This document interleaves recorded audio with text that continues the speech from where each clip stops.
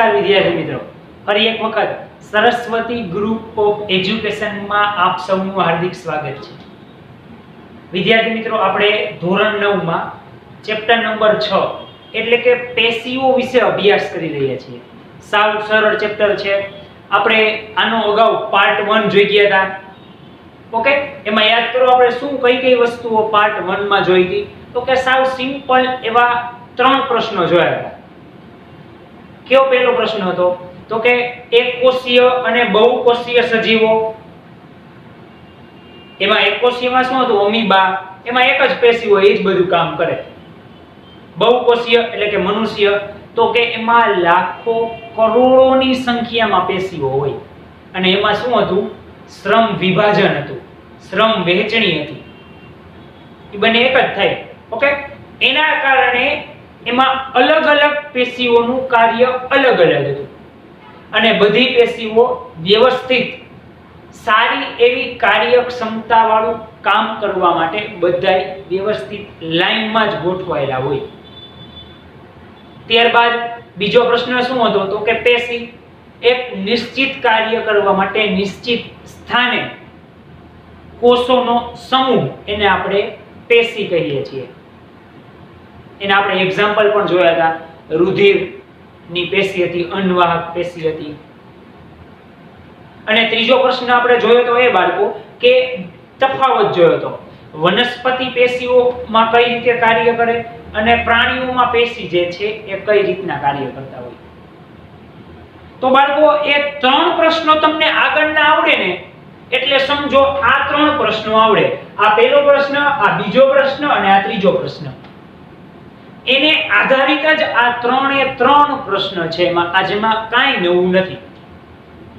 આપણને પ્રશ્ન આગળ આપેલા છે નવનીતમાં આ રીતે, પરંતુ જે પહેલા 3 પ્રશ્ન આવડે એટલે આ જો તમને એમનેમ ચપટી વગાડતા આવડી જશે. હમણાં વચાવીશ, તમને આગળ લેક્ચર યાદ કરાવીશ એટલે તમે કહેશો હા આ તો આપણે ભણી ગયા છીએ. ખાલી પ્રશ્ન ચેન્જ થયા છે, જવાબ ચેન્જ થયા નથી. ઓકે, તો ચાલો આપણે આજે પાર્ટ 2 ની શુભ શરૂઆત કરીએ.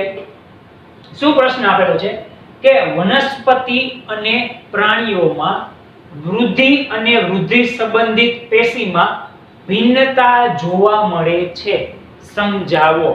કેમાં? તો કે વનસ્પતિ અને પ્રાણીઓમાં વૃદ્ધિ અને વૃદ્ધિ સંબંધિત પેશી. વૃદ્ધિ એટલે શું? તો કે મોટું થવું.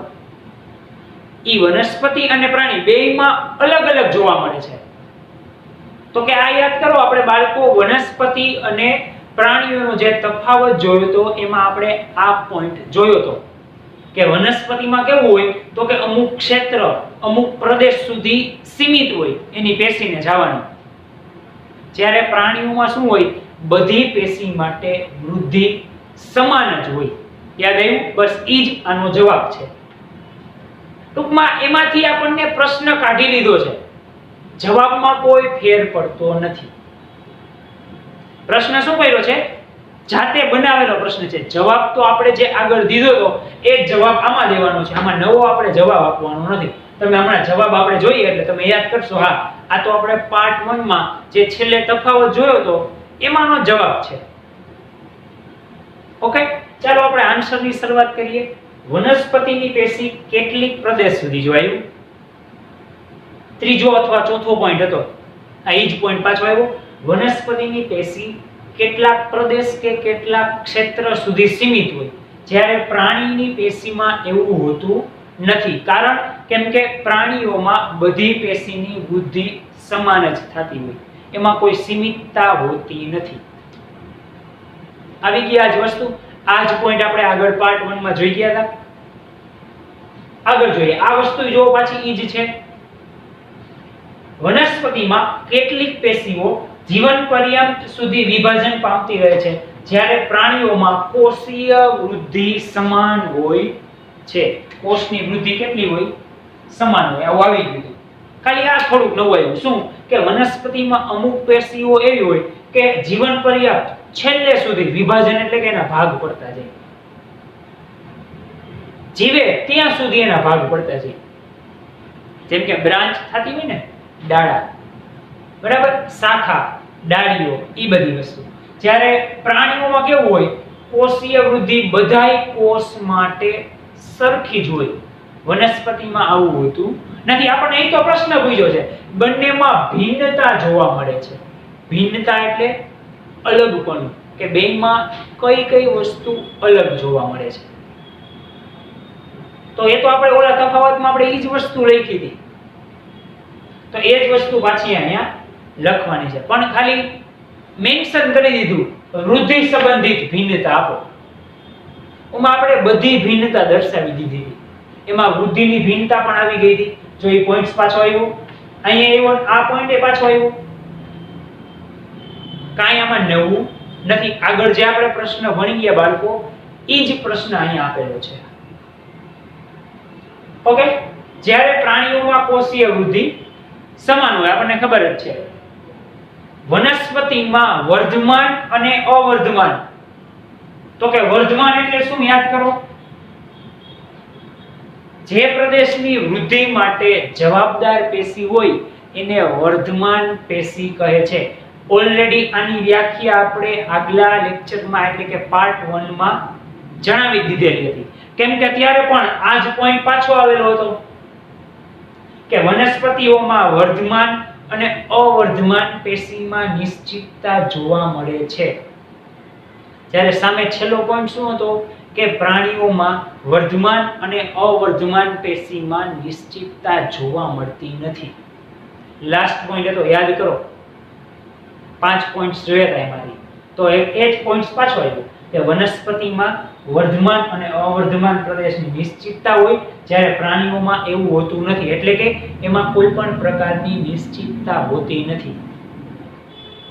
આવ્યા એ જ પોઈન્ટ્સ પાછા, ખાલી આ એક પહેલી લાઈન નવી છે.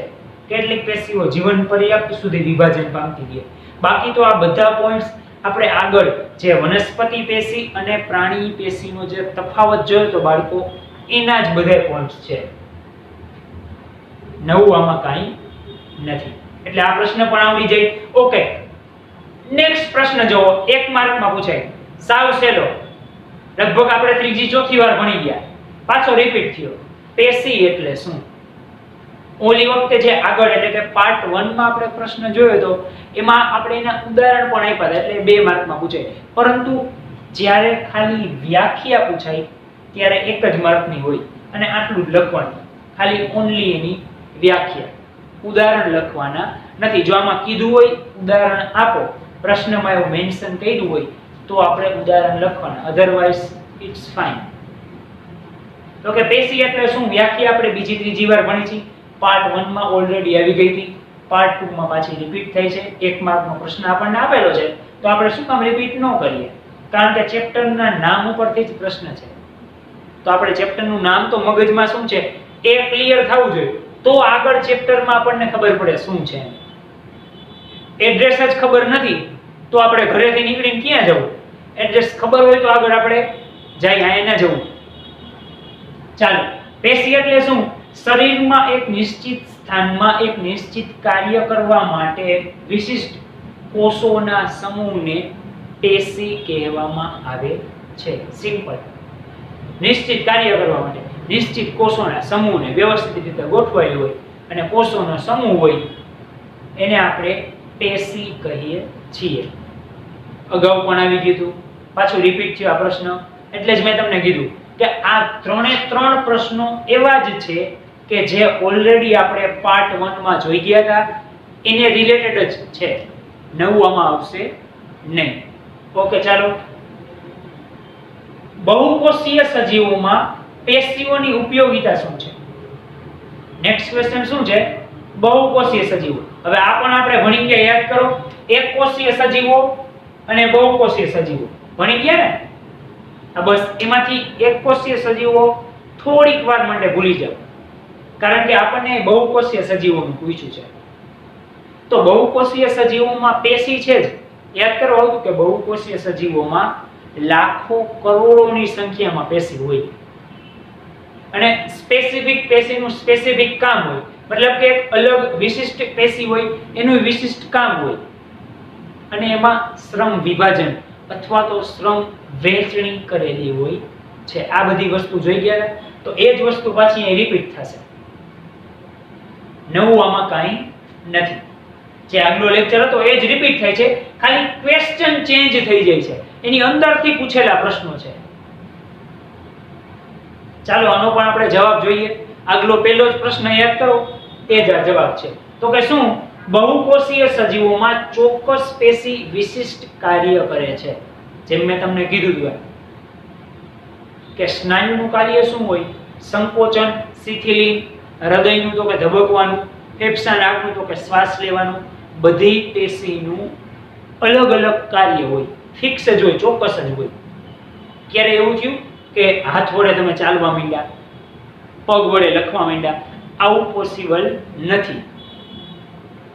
ઓકે, એટલે બધી ચોક્કસ પેશીનું કાર્ય કેવું હોય? ચોક્કસ હોય, ફિક્સ જ કરેલું હોય. આ પણ આપણે આવી કીધું. જેમ કે એના એક્ઝામ્પલ આપેલા છે. સ્નાયુ કોષો સંકોચન અને શિથિલીન દ્વારા હલનચલન કરે છે. સંકોચન એટલે ખુલવું, શિથિલીન સંકોચન એટલે ભેગું થવું, શિથિલીન એટલે ખુલવું. આપણે આગળ જોઈ જ ગયા હતા આ જ એક્ઝામ્પલ. બીજું કે રુધિર શરીરમાં વિવિધ દ્રવ્યોનું વહન કરે છે, એટલે કે લોહી શરીરમાં અલગ અલગ પ્રકારના દ્રવ્યોનું વહન કરે છે. એ રુધિરનું કામ છે, એ એની પેશી છે, એનો ડિપાર્ટમેન્ટ છે, એ સંભાળે છે. કેમ બેંકમાં અલગ અલગ ડિપાર્ટમેન્ટ હોય, એમાં એક પ્રકારની બેંક જ સમજો અને અલગ અલગ પ્રકારના ડિપાર્ટમેન્ટ. આને તો કે ચેક જ ભરવાના, આને તો કે કેશ જ લેવાનું, આને તો કે નવા એકાઉન્ટ જ ખોલવાના. એ ફિક્સ હોય, એમાં કોઈ ફેરફાર ન હોય. સેમ એજ એના જેવું અહીંયા છે. આગળ વનસ્પતિમાં અનવાહક ખોરાકનું વહન દર્શાવે છે. વનસ્પતિમાં કઈ પેશી છે? તો કે અનવાહક. નામ ઉપરથી જ ખબર પડી જાય. અન એટલે શું? તો કે ખોરાક. જલ એટલે શું? તો કે પાણી. આપણે આ ચેપ્ટરમાં આગળ આવશે અનવાહક પેશી, જલવાહક પેશી. તો કે એનું કાર્ય શું? નામ ઉપરથી જ ખબર પડી જાય. અન્ન એટલે ખોરાક, તો એનું કામ ખોરાકનું વહન દર્શાવવાનું જ હોય.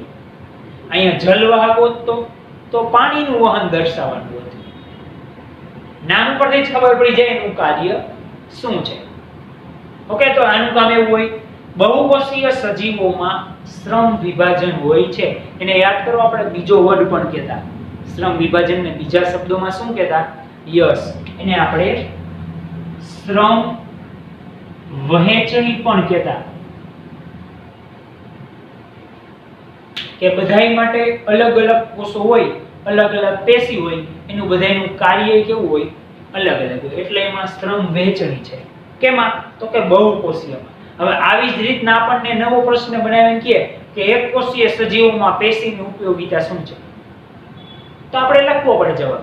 એમાં એક કોષીય લાગે જે હોય પાયાની પેશી એક જ હોય, એને જ બધું કાર્ય કરવાનું હોય. એ ખોરાકનું અંતઃગ્રહણ હોય, ઉત્સર્જન હોય, ખોરાક લેવો હોય, શ્વસન હોય, આ બધી વસ્તુ એક જ પાયાની પેશી હોય, એ જ કરતી હોય બધી વસ્તુ. ઓકે, તો આ પ્રશ્ન પણ જો તમે યાદ કરો, જે ઓલો પહેલો પ્રશ્ન હતો એમાંનો બહુકોષીય સજીવનો પોર્શન હતો, એ જ પ્રશ્ન આયા છે. એટલે એક્ચ્યુઅલીમાં જે આ ત્રણે ત્રણ પ્રશ્નો છે એ પાર્ટ 1 સાથે કનેક્ટેડ જ છે. પાર્ટ 1 આવડે એટલે આ ત્રણે ત્રણ પ્રશ્નો પણ તમને આવડે. ખાલી એના આ જે ક્વેશ્ચન છે બાળકો, એ ચેન્જ કરી દીધા છે. બાકી કોઈ જવાબમાં ચેન્જ નથી. તમે જોઈ જ લીધા જવાબ. ઓકે બાળકો, તો આ ત્રણે ત્રણ પ્રશ્નો એક વખત તમારી બુકમાં નોટ ડાઉન કરી લીધો.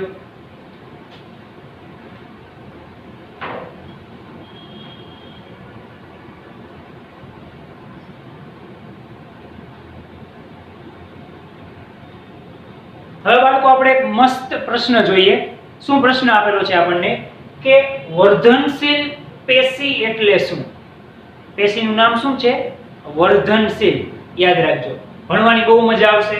સાવ સહેલો પ્રશ્ન છે. ખાલી નામ તમને એમ લાગશે ઓ આવા નામ હોય, પરંતુ તમે ભણશો એટલે એમાં તમને કાંઈ નવું લાગશે નહીં.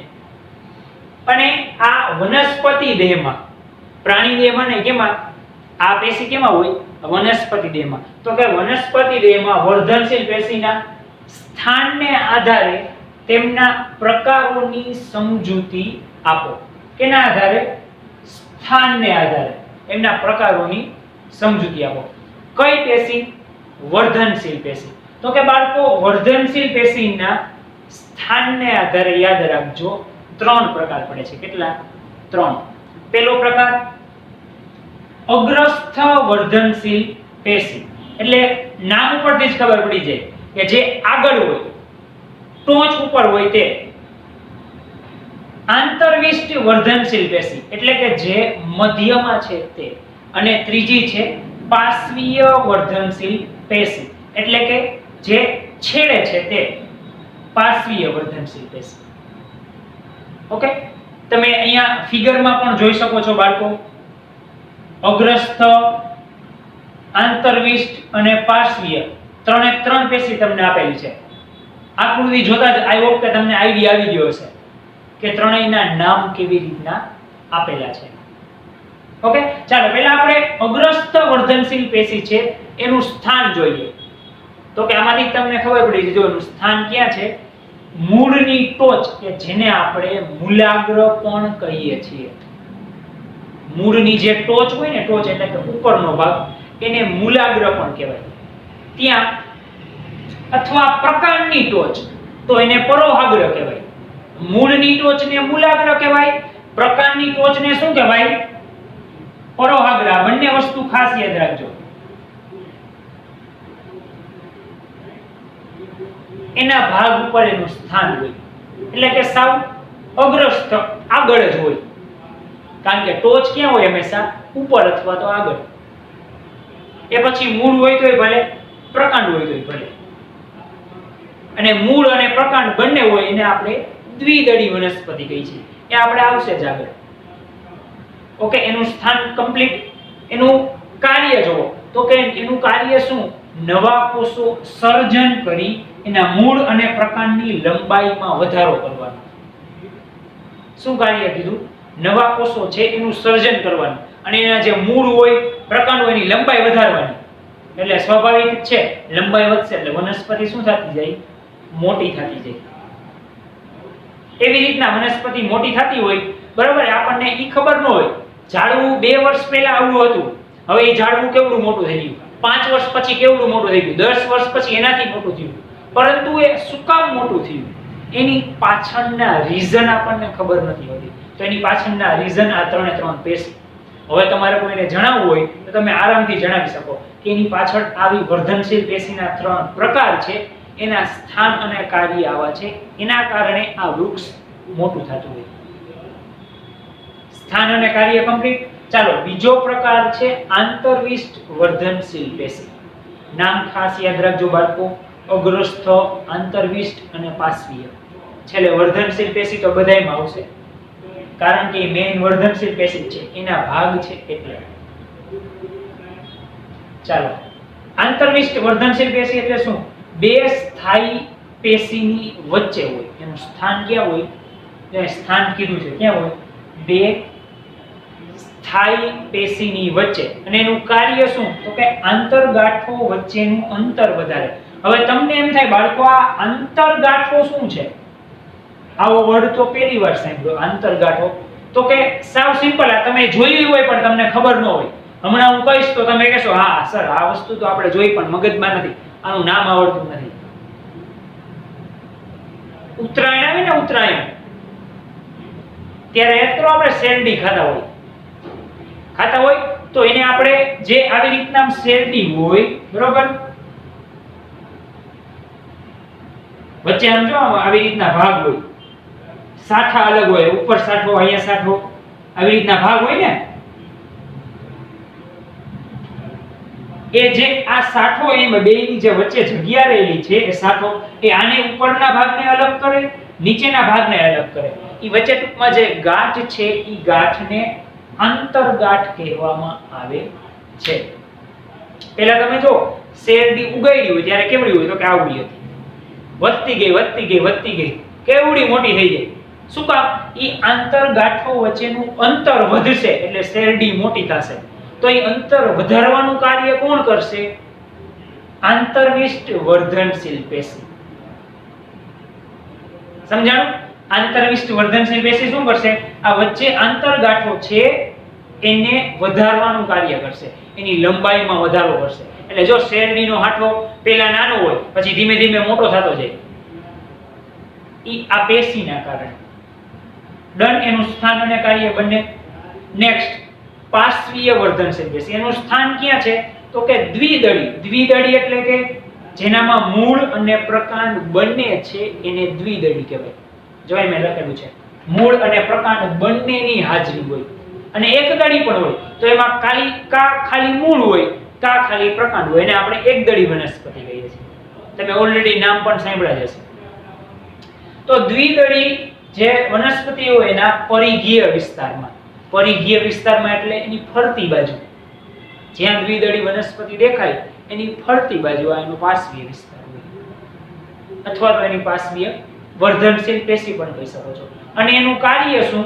તો કે મૂળ અને પ્રકાંડની પરિઘીય વૃદ્ધિ વધારે. પરિઘીય વૃદ્ધિ એટલે અહીં ઇન ધ સેન્સ શું થાય? તો કે એની જાડાઈમાં વધારો. હવે આ જો કોમન નાનું છોડવું હોય બરોબર, એનું મૂળ કેવું હોય? તો કે આ માર્કર જેટલું જાડું માંડ હોય. હવે ઈ જ છોડવાને તમે 20 વર્ષ રહેવા દો, એનું મૂળ પછી જોજો કેવડું આમ તમે બાથમાં લેવા જાવ તો એનું આવે કેવડું જાડું થઈ ગયું હોય. શું કામ? કેમ કે દર વર્ષે એની પરિઘીય વૃદ્ધિ દિવસે ને દિવસે વધતી જતી હોય. તો વિચારો 20 વર્ષ પછી તો એની પરિઘીય વૃદ્ધિ કેવડી થઈ ગઈ હોય. ઈ કાર્ય કોણ કરે? આ પાર્શ્વીય વર્ધનશીલ પેશી. જેમ આપણે કેમ નાના હોય 20 વર્ષ પછી કેવડા મોટા થઈ ગયા હોય? કારણ કે આપણામાં વૃદ્ધિ થાય છે, એની પાછળની અમુક પેશીઓ જવાબદાર છે. તો એવી રીતના વનસ્પતિમાં કઈ પેશી જવાબદાર છે?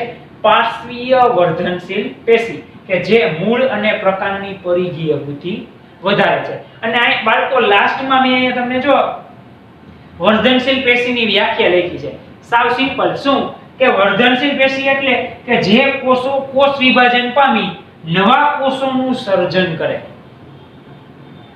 કોષ વિભાજન થાય એટલે કે ભાગ પડ્યા, એક જ કોષ હતો આમ જાતો હતો, એમાંથી બે નવા કોષોનું સર્જન થયું. ઈ બે નવામાંથી બીજા 5 થયા. જો આમ થયા. પહેલા એમ વિચારો, સાવ સિમ્પલ, હાથથી તમને સમજાવો. એક જ કોષ છે, ચાલો. હવે એકમાંથી આ બે કોષ થયા, અત્યારે આ બે જ સમજો. બેમાંથી બીજા, આમાંથી ને 5 થયા, આમાંથી ને 5 થયા. વિભાજન થયું ને, નવા કોષો આવ્યા. જો તો એને શું કહેવાય? વર્ધનશીલ પેશી કહેવામાં આવે છે. સાવ સિમ્પલ. ડન. આઈ હોપ કે બાળકો આ સાવ સહેલો ક્વેશ્ચન હતો. ભલે તમને જોતા એમ લાગે ઓ આટલું બધું ભાગ ને એમાં શું હોય, પણ ખાલી તમે આ આકૃતિ યાદ રાખો એટલે પ્રશ્ન તમે આપમેળે લખી શકો. ખાલી સ્થાન અને કાર્ય લખવાના છે, નામ તો તમને યાદ રહી ગયા. ઓકે, તો આ બધા પોઈન્ટ એક વખત બાળકો તમારી બુકમાં નોટ ડાઉન કરી લ્યો.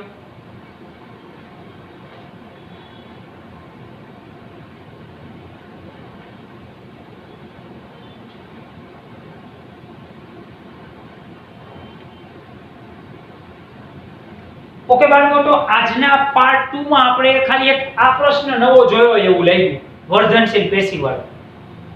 બરાબર. બાકી તો આપણે આગળ જે પ્રશ્નો જોયા એ પાર્ટ 1 સાથે કનેક્ટેડ હતા, એ જ પ્રશ્નો હતા. આમાં નવું કાંઈ હતું નહીં અને આ પ્રશ્ન પણ સાવ સહેલો છે. ઓકે, તો બાળકો હોમવર્ક સ્વરૂપે આ બધા જ પ્રશ્નો એટલે કે પાર્ટ 2 માં ચાલેલા બધા જ પ્રશ્નો તમારે 2 વખત લખવાના છે. ઓકે, તો આવી જ વધુ ઇન્ટરેસ્ટિંગ અને સહેલી થિયરી સાથે આપણે પાર્ટ 3 માં મળીશું. ધન્યવાદ.